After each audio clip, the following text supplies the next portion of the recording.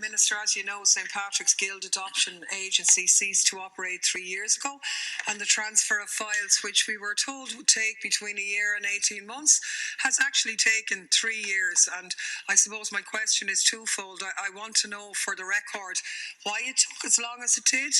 Did the issue of indemnity occur, as it did obviously when the Bessborough files were transferred, and whether a full audit of the 13,500 files will be carried out, the proposed time frame of that, so that people can have access to that information from the files. Deputy Daly, Minister. Thank you, Deputy Daly. As you identify there, your question is in relation to the possibility of carrying out a full audit.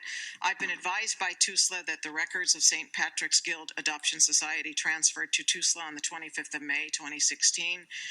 The records transferred include details of adoption and fostering arrangements of children from 1910 onwards.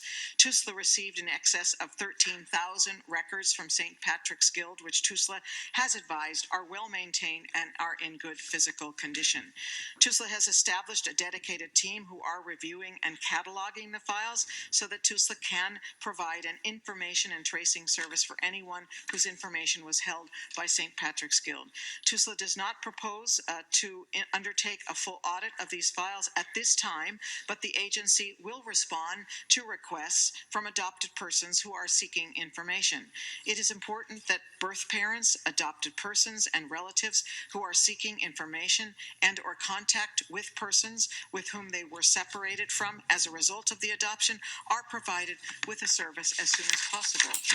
St. Patrick's Guild was established in 1910 by the Sisters of Charity and is historically one of the largest agencies in the country involved in the facilitation of the placement of children for adoption. The Guild was an accredited agency under the Adoption Acts 1952 and 2010 for the provision of information and tracing service.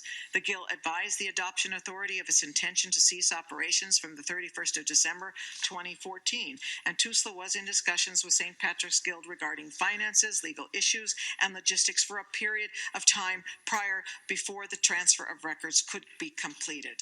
St. Patrick's Guild has maintained a waiting list of applications for persons seeking information and contact, and that information has also been forwarded to TUSLA. TUSLA will be contacting everyone who submitted an information and tracing request in respect of the adoption records of St. Patrick's Guild with a response to their request as soon as possible. Thank you, Minister. Deputy Daly. I think the Minister has confirmed that some works will be done in this area, but I'm not sure that it's going to be enough to properly organise and archive the files so that people can get the information that they deserve. I would like to know how many staff will be allocated to this, because certainly in the Bessborough situation, once the files were transferred, people were being told like they were in a queue and there wasn't the process of staff in place to give that information.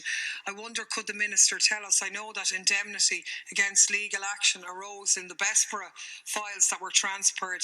Have you given indemnity to St. Patrick's Guild against any future legal cases that might arise? Was this the reason for the delay? Because potentially we're dealing with some criminal matters. We know that St. Patrick's Guild were one of the biggest beneficiaries of the sale of babies to America years ago, having a quarter of those with definitely falsified records and illegal practices. And obviously we have a number of those victims still alive who will be desperately seeking to access that information. So is the question of indemnity and how will access be dealt with in that way? Thank you. I think there are two parts, as I hear anyhow, to your question. I mean, in relation, but I'll start with the last one in relation to indemnity. I will investigate that. I will take a look at that.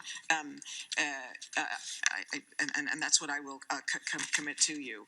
In relation to the first part of your question, in terms of the importance of doing this work and investigating it, and TUSLA and how are they managing that, they have informed me that they've opened a designated records storage facility in Dublin for the long-term storage of records in regard to adoption. The Guild's files have been transferred to that facility. They do have a dedicated team who are reviewing and cataloging the files so that they will be able to provide an information and tracing service for anyone whose information was held at St. Patrick's Guild. They are giving priority to individual cases cases having regard to the particular circumstances of the case, including the age or the health of the individual concerned. Yeah, I would appreciate if the Minister would get back to me on the issue of indemnity. I'm not blaming you for not knowing, but it's critical for the survivors here.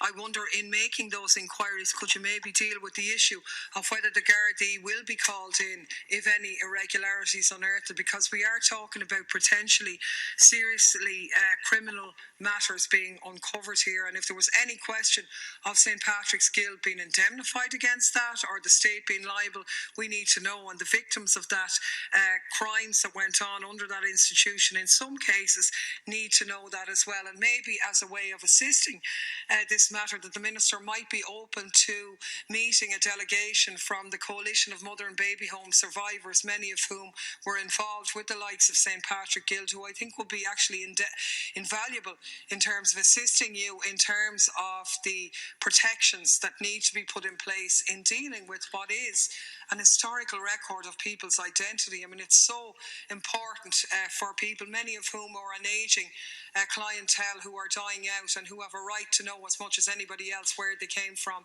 and who they are, you know. Minister, your final reply. Okay, thank you, Deputy Daly.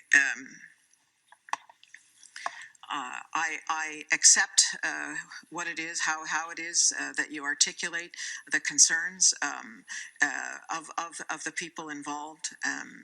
And I do feel that with you. I am committed to investigating the issue. Yes, I would be willing to meet with them, because I do believe that the importance of hearing testimony or bearing witness directly is integral to the development of the best policy and practice that the government can provide. So thank you for bringing these to my attention.